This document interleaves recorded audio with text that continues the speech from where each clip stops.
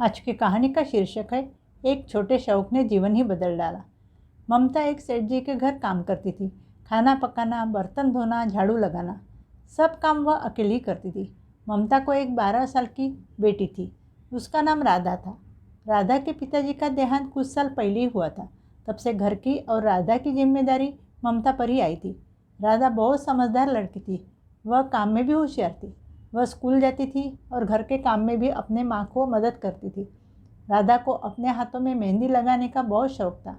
एक दिन की बात है, ममता ने अपनी बेटी राधा से कहा कि राधा, आज मुझे जल्दी सेठ जी के घर काम करने जाना है, इसलिए तुम मुझे जल्दी जल्दी काम में मदद करो। उस दिन स्कूल को छुट्टी थी, इसलिए उठने के बाद सुबह सुबह आज राधा ने अपने हाथों पर मेहंदी लगा ली थी। अपने माँ की बात सुनकर वह माँ से बोली, माँ, मैंने हाथ पर मेहंदी लगाई है, मैं आज तुम्हें मदद नहीं कर पाऊँगी। माँ ने उसके हाथ की मेहंदी देखी और वह थोड़ी चिढ़ गई और राधा से बोली कि जब देखो तब तुम हाथ में मेहंदी लगाकर बैठ जाती हो। राधा ने तुरंत जवाब दिया, माँ, तुम अपना खाना बनाकर चली जाओ, जो काम बच जाएगा वह मैं कर लूँगी। इतना कहकर राधा अपने घर के आंगन में जाकर बैठ गई। उनके घर के सामने जो खाली जगह थी, वहाँ पर राधा और उसके माँ ने मिलकर मेहंदी के बहुत सारे पौधे लगाए हुए थे, क्योंकि राधा को मेहंदी बहुत पसंद थी। हाथ की मेहंदी जल्दी सूख जाए, इसलिए वह आंगन में जाकर खुली हवा में बैठ गई। इधर उधर देखते देखते अचानक राधा का ध्यान उनके पड़ोस में रहने वाली उसकी सहेली पर गया। उसकी सहेली अपने पिताजी के साथ बाजार से वापस अपने घर आ रही थी और उसके हाथ में कुल्फ़ी थी, जो देखकर राधा की भी कुल्फ़ी खाने की इच्छा हुई। राधा तुरंत घर के अंदर गई और उसने अपने हाथ की मेहंदी धो डाली और अपने माँ के पास जाकर बैठी और काम में मदद करने लगी।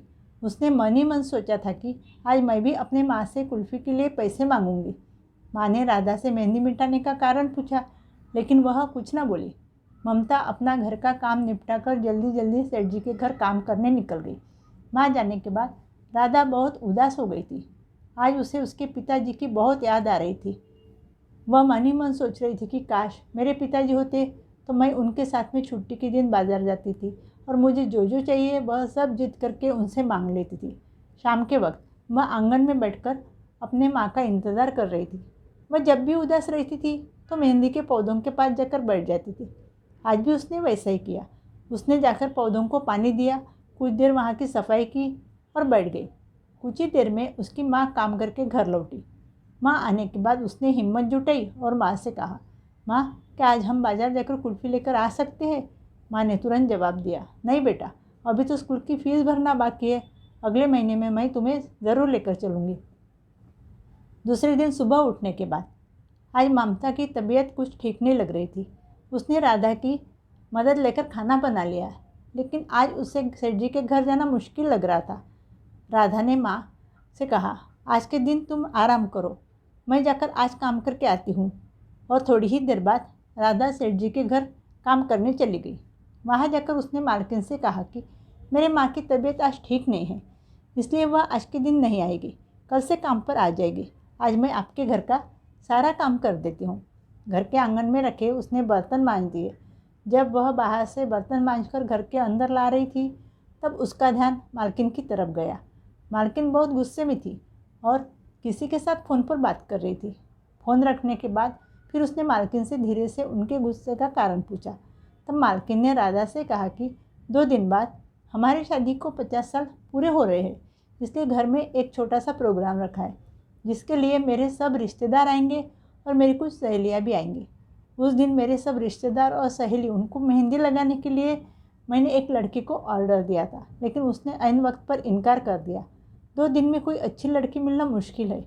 उसी वक्त राधा ने मालकिन से कहा कि मुझे भी मेहंदी लगाना आता है। उस वक्त मालकिन को याद आया और उसने राधा से कहा कि अरे हाँ, एक दिन तुम्हारे माँ ने मुझे बताया था कि तुम बहुत अच्छी मेहंदी लगाती हो, क्या उस दिन तुम मेरी मदद कर सकती हो? राधा ने कहा, हाँ मालकिन, मैं ज़रूर आऊँगी। राधा ने अपना काम पूरा किया। वह घर चली गई। घर जाकर उसने अपने माँ के लिए डॉक्टर के पास से दवाई ली। खाना खाकर माँ ने दवाई ली।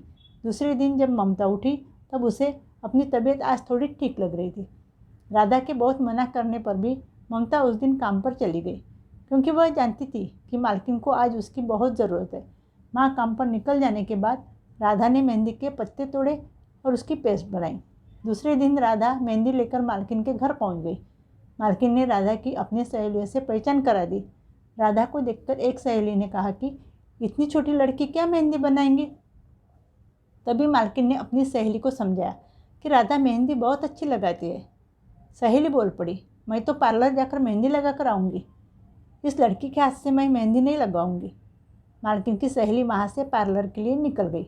बाकी सबने राधा के हाथ से मेहंदी लगाई। राधा अपना काम खत्म करके अपने घर वापस लौट गई।